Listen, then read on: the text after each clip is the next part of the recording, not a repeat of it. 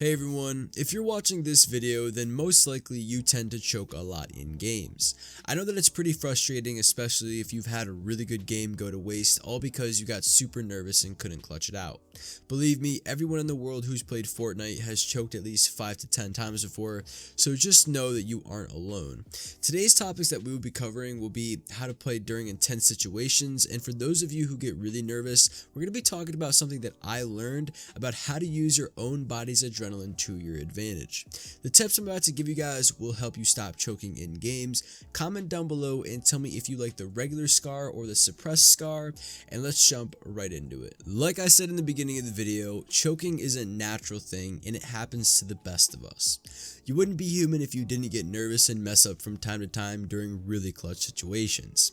I get a lot of comments that say things like, I choke in the end game or against really good players because I get too nervous. The biggest tip I can give you guys for fighting in really intense situations and not choking is that the good majority of you probably have the most negative mentality ever. So change this by staying positive.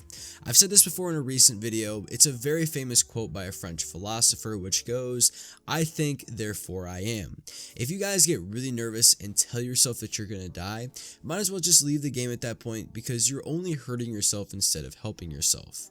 You guys need to have a very positive mentality going into any intense situation, because if you keep positive thoughts in your head, then positive things will happen. It's no lie that when you play a really good player, there's a lot of things that you have to do in order to beat these types of players. But if you tell yourself that you're fine and do whatever you can to calm yourself down, you'll have a bigger chance of killing good players, because when you think clearly, you play better. It's important to understand that choking is a mentality issue. If you tell yourself you're going to be okay, chances are you're going to be okay in the end. Playing in intense situations is actually very fun for me, because if I had a really good game and there's another good player that's going against me, I get this adrenaline rush and I start playing significantly better. How you guys should play in intense situations is usually by slowing your own game down. And when I mean this, I don't mean literally start playing slow, but just take your time and stay patient. And definitely play the cards that you're dealt with. Intense situations usually start with the nerves and you telling yourself you're gonna die, you're not good enough, followed by a lot of chaos that ensues. My biggest tip for you guys to play really well during intense situations is to always try to find peace of mind and stay patient. And honestly, also be a little cocky. Don't be afraid to tell yourself these kids are trash compared to me, I'm gonna body them and get this dub, because at least at that point you have the confidence to win the fight. This is typically what I tell myself during really intense fights, or if I'm about to drop a high kill game and I run into someone who's good enough to kill me. Intense situations will make you a better player overall too. You'll learn something new from these situations nearly every single time you play, and if you guys are scared of intense situations, you're limiting how much you can grow as a player. I want you guys to understand that even if you do choke in really intense situations and you do end up dying, all you have to do is re-queue and you'll have another chance of dropping your highest kill game and getting the win at the same time. It's a video game at the end of the day, and I know everyone takes this game pretty seriously because it's the biggest game on the market right now, but even if you die, guys, just remember you'll have an infinite amount of chances to actually do what you want to do in the game, and if you did choke a win streak or a high kill game, then you'll just be able to repeat that game that you had previously and maybe even get a better one in the next game that you play. With this being said, I hope I just helped you guys out if you get really nervous and play poorly in intense situations. Just keep these thoughts in the back of your mind all the time, and like I said before, stay positive as much as you possibly can. Alright everyone, let's talk about how to use your adrenaline to your advantage and how to use it to stop choking games. I don't want to sound like some weirdo, but I love adrenaline rushes, especially when I'm playing Fortnite. A lot of you guys probably get super nervous when you feel adrenaline just a little bit, and this is natural because this is just your body reacting to being nervous, but you guys can actually use your body's adrenaline to play better once you stop getting nervous when you feel adrenaline.